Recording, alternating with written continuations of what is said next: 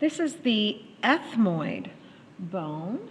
This is the one that sits behind your nose. And we have a few markings on here we need to know. The first is this little ridge on the top, right there. That is called the crista galli. And on either side of it are these two little indentations, and they have holes in them. It's kind of hard to see on this model. Those two indentations, those little areas, are called the cribriform plates. And your olfactory neurons actually go through the holes in those plates down into your nasal cavity. Here we can see openings to the ethmoid sinuses. This part of the bone actually sits up against the frontal bone, so those openings are covered. They're going to be open to the nasal cavity, but not up on top. And then we have all of these ridges and things on the bottom.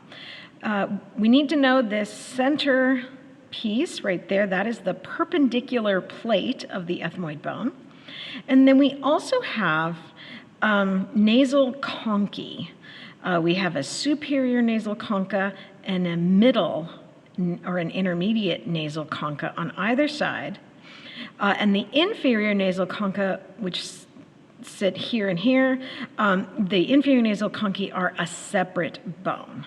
Okay, so this is the top of the ethmoid, posterior side, inferior side, and anterior side.